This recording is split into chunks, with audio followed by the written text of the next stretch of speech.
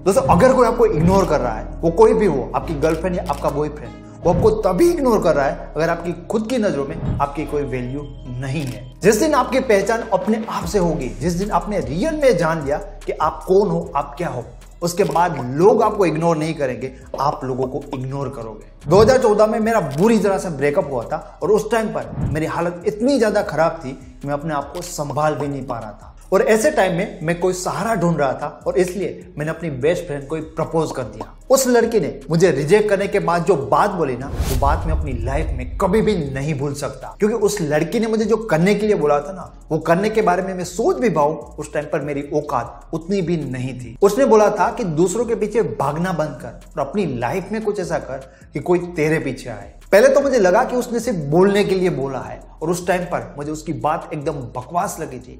यार कोई और इंसान मेरे पीछे आएगा क्यों? लेकिन उस रात उसकी वो बात मेरे दिमाग में बार बार घूम रही थी और कहीं ना कहीं मुझे लग रहा था यार उसने बात तो बहुत ज्यादा सही की है। 2015-16 मेरी लाइफ का बहुत ज्यादा टफ टाइम था, जहां पर मैंने अपने आप को बिल्ड किया और 2017 में पहली बार किसी लड़की ने मुझे प्रपोज किया। उस लड़की को मैंने मना इसलिए कर दिया क्योंकि मैं अपनी लाइफ में बहुत ज्यादा मस्त था। उस टाइम पर मुझे किसी भी रिलेशनशिप की नीड नहीं थी, लेकिन उस लड़की के प्रपोज करने के बाद मेरे अंदर दो चीज हमेशा के लिए बदल गई। पहली चीज कि मैं खुद की वैल्यू करने लगा था, दूसरी चीज मुझे यह भी समझ में आ गया था कि लोग आपकी वैल्यू कैसे करते हैं। बट रियल में मजा तो तब आया जब 2019 में मेरी उसी दोस्त ने मुझे वापस से मैसेज करके कांटेक्ट किया, क्योंकि जिस इंसान ने मुझे इतनी लाइफ चेंजिंग एडवाइस दी थी, वो इंसान भी उस टाइम पर मेरी बहुत ज्यादा रिस्पेक्ट करता था। क्योंकि उसके रिजेक्ट करने के बाद मैं उसके पीछे नहीं भागा या मैं उसके लिए रोया नहीं, मैंने सिर्फ और सिर्फ अपनी लाइफ पर और खुद के ऊपर फोकस किया। मैंने अपने पिछले वीडियो में भी बताया था कि जब मैंने लोगों के पीछे भागना बंद किया था ना,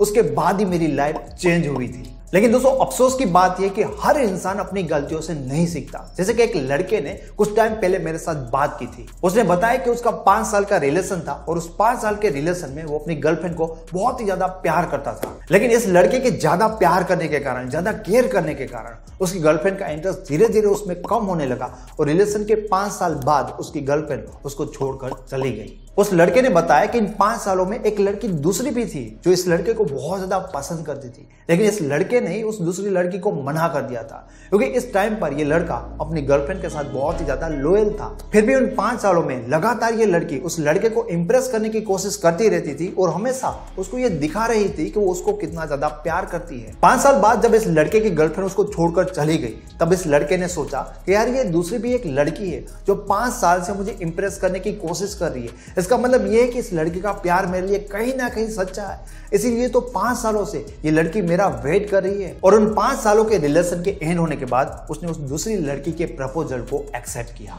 लेकिन यहाँ पर प्रॉब्लम यह थी कि उस लड़के ने अपने पहले रिलेशन की तरह अपने दूसरे रिलेशनशिप में भी अपनी नई गर्लफ्रेंड को बहुत ज्यादा प्यार देने लगा, बहुत ज्यादा केयर करने लगा। क्योंकि रिलेशनशिप में सामने वाले इंसान को बहुत ज्यादा प्यार करना चाहे, इस लड़के का ऐसा ही माइंडसेट था, शायद उनका नेचर ही ऐसा था। अब वो लड़का एकदम हैरान है, क्योंकि उसको ये समझ में नहीं आ रहा कि जो लड़की 5 साल तक उसका वेट कर सकती है, जो लड़की 5 साल तक उसको पाने के लिए तड़प रही थी, अब वही लड़की इतना जल्दी उस लड़के को इग्नोर क्यों कर रही है। मैंने उस लड़के को बताया कि अगर इन फ्यूचर तेरा कोई तीसरा भी रिलेशन बनता है और उसमें भी तू सेम गलतियां जो रिपीट करते आया है, वो तीसरे रिलेशन में भी वो गलतियां करेगा, तो तेरी तीसरी गर्लफ्रेंड भी तुझे इसी तरह से इग्नोर करेगी जिस तरह से इससे पहले तुझे 2 लड़कियों ने इग्नोर किया है। तो उसने मुझे पूछा कि इसका सोल्यूशन क्या है। मैंने उसको बताया कि तू जितना प्यार अपनी गर्लफ्रेंड को करता है और जितना ज्यादा तू अपनी गर्लफ्रेंड के बारे में सोचता है, उसका 50% प्यार तू अपने आप को कर, उतना टाइम तू अपने ऊपर लगा, और जितना ज्यादा तू अपनी गर्लफ्रेंड के बारे में सोचता है ना, उसका 50% तू अपने लिए सोच, अपनी लाइफ के लिए सोच। बस सिर्फ इतना करने से तेरा प्रॉब्लम बिल्कुल सोल्व हो जाएगा। और उस लड़के ने मेरे सामने ये एक्सेप्ट किया कि उसने दोनों रिलेशनशिप में अपने पार्टनर को पागलों की तरह प्यार किया, और उसने ये भी बताया कि उसका माइंडसेट ही ये है रिलेशन के लिए कि भाई सामने वाले इंसान को इतना प्यार करो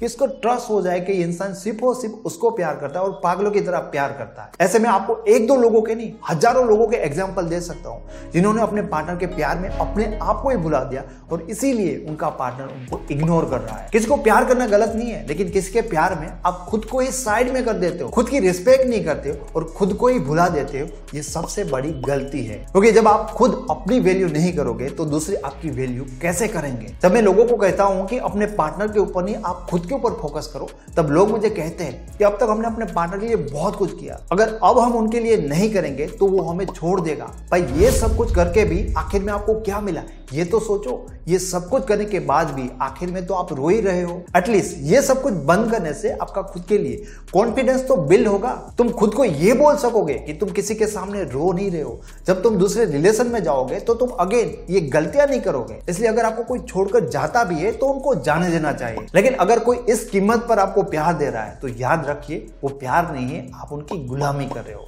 आपको रियल में खुश रहने के लिए किसी दूसरे इंसान की जरूरत नहीं है। जब तक आप दूसरे लोगों में अपनी खुशी को ढूंढते रहोगे ना, तब तक आप लोगों के सामने अपने आप को झुकाते रहोगे। लेकिन जिस दिन आप अपने काम को प्यार करने लगे, जिस दिन आप अपने आप को प्यार करने लगे, आपको तब रियलाइज होगा कि आप फोकट में लोगों के लिए रोते थे। क्योंकि आपको सबसे ज्यादा सुकून खुद के साथ महसूस होगा। फिर आप लोगों के पीछे भागना बंद करोगे और खुद की लाइफ को बेहतर बनाने के लिए खुद की लाइफ में फोकस करोगे। और जैसे आप खुद की लाइफ में फोकस करोगे, आपकी लाइफ में मैजिक होगा, जो पाने के लिए न जाने आपने क्या क्या कुछ किया था, वो सब कुछ आपको मिलेगा, और वो भी बिना कुछ किए। रिलेशनशिप में आपको प्रैक्टिकल होना पड़ेगा।